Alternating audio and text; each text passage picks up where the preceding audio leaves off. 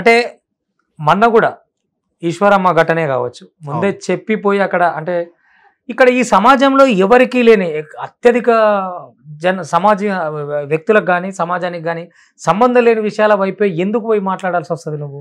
అంటే మళ్ళీ ఇక్కడ ఒక విషయం గుర్తుపెట్టుకోవాలి, అత్యధిక జనాలకు సంబంధం లేని విషయం అంటే నేను ప్రతిసారి చెప్తా ఉన్నా. ఇక్కడ నేను ఒక భారతీయునిగా అందరినీ ప్రేమిస్తాను. ప్రియాంక రెడ్డి గారిపై జరిగినటువంటి దాడి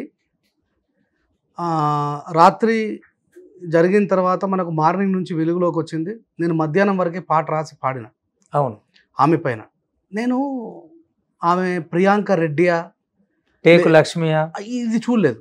ఒక స్త్రీ అంటే భారతమాత, కన్న ముంగడ కదలాడుతున్న భారతమాత. అది ఏ స్త్రీ అయినా కావచ్చు, ఏ మతస్థురాలైనా కావచ్చు, జన్మనిచ్చే తల్లి కాబట్టి పర్టికులర్గా మనం ఆమెను గౌరవించుకోవాలి.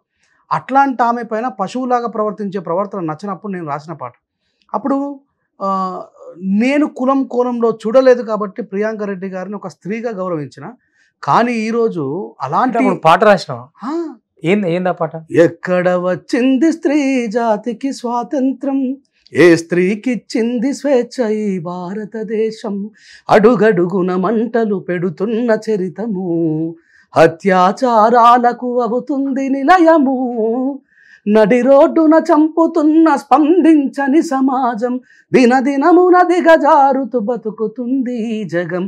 ఎక్కడ వచ్చింది స్త్రీ జాతికి స్వాతంత్రం, ఏ స్త్రీకిచ్చింది స్వేచ్ఛ ఈ భారతదేశం, కడుపులోనే ఆడదని తెలుసుకుంటారు, కారుణ్యము లేక మమ్ము చంపుతున్నారు, పసిపిల్లలమని చూడక మీ కామముతో పాల బుగ్గలెన్నో చిదిమి వేస్తా ఉన్నారు, అమ్మగా మీకు జన్మనిచ్చి చేసిన మా తప్పు, ఎందుకింతగా మాకు తలపెడితిరి ముప్పు.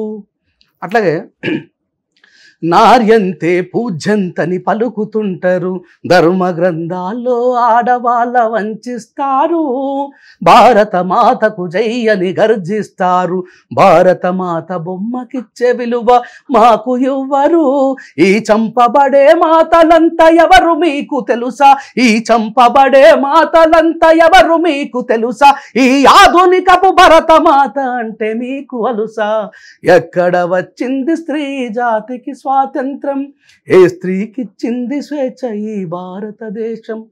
ఈ పాట నేను రాసిన ద ఫేమస్ ఫోక్ సింగర్ చెల్లె లక్ష్మి వాడింది, లక్ష్మి చేత పాడించిన. ఈ పాటలోని అంటే అర్థాలు చాలా బాగున్నాయి. అంటే మన వేదాల్లో నుంచి తీసుకున్న ఈ స్త్రీని గౌరవిస్తున్న తీరుని కానీ కించపరుస్తున్నట్టు లేదా, అంటే ఎక్కడో ఒక్కట చెదురుముదురు సంఘటనలు కలుపుకొని మొత్తం దేశంలో స్త్రీకే స్వేచ్ఛ లేదు అన్నట్టు రాస్తే. సో నేనేం మాట్లాడతానంటే వరంగల్లో ఒక పసిపిల్ల పైన అత్యాచారం జరిగింది. అవును, కొద్దిమంది అంటే అత్యాచారం ఒక యంగ్ అమ్మాయి పైన అసలు సంబంధం లేకుండా అత్యాచారాలు జరుగుతున్నాయి. దాని తర్వాత ఇంకొక ముసలామె పైన 62 సంవత్సరాల వయసు ఉన్నటువంటి ఒక స్త్రీ పైన అత్యాచారం జరిగింది బస్టాండ్లో.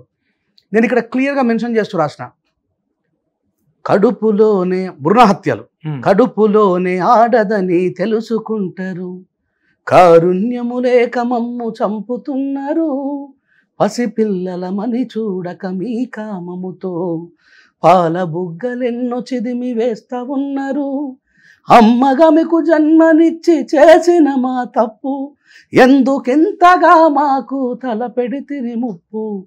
అక్కడ క్లియర్గా ఒక స్త్రీ ఆవేదనను రాసిన. భారతదేశ వ్యాప్తంగా ప్రతిరోజు కొన్ని వందల అత్యాచారాలు జరిగి చంపబడుతున్నారు.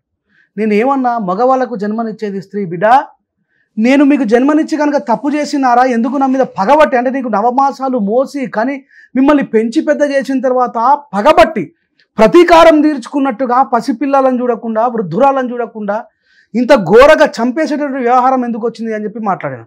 అక్కడ నీకు నిజంగా స్త్రీకి స్వేచ్ఛ ఎక్కడ కలగాల, ఇంటి నుంచి మొదలు కావాలా, స్త్రీని ఎట్లా గౌరవించాలనేది కుటుంబ సభ్యులే నేర్పించాలా. అది లేదు. ఇక్కడ కేవలం వయసులో ఉన్నటువంటి అమ్మాయిల మీద అత్యాచారం జరుగుతుందా అంటే దాన్ని మనం ఒక సెంటెన్స్లో తీసుకోవచ్చు. కానీ అలా కాదే. పసిపిల్ల దగ్గర ఏముంటుంది? పాలు తాగే అమ్మాయి మీద